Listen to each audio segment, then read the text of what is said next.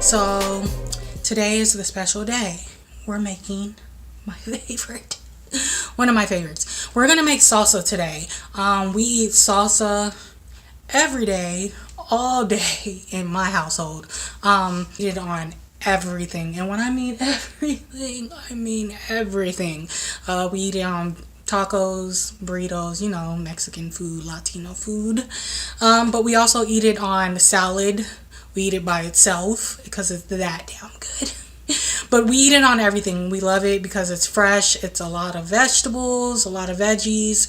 And so we just feel good eating it, and it's a good snack because I don't eat a lot of snacks really, and this is the only thing I really like eat on pretty much everything. So I'm going to show you guys the ingredients I use, such as the seasonings I use, the type of vegetables I use, and how I put it all together, because there's a science to this. Okay, there's a science. But no, for real, I'm just going to show you the step-by-step of how I put my salsa together.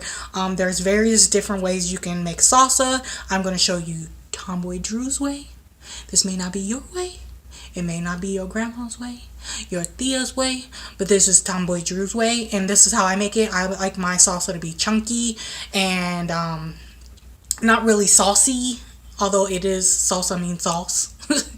But I like mine chunky, so I cut up my vegetables kind of chunky, and so we're gonna make that. So thumbs up this video. This is a warning right now, people. This is a warning. I like my food spicy, okay? I like my stuff hot. Okay, so don't use as many jalapenos as I use if you do not like hot food. I'm warning you right now. Do not use as many jalapenos as I use if you do not like your food hot. Cut it in half, or maybe cut it in a third. I use about 3 jalapenos or 2.5 jalapenos, depending on how I feel for the day. And then I toss a little bit of cayenne pepper in there. So I like my stuff hot, but if you do not, once again, do not use as many jalapenos or cut out the cayenne pepper. So anyways, like I said, thumbs up this video and let's get cooking.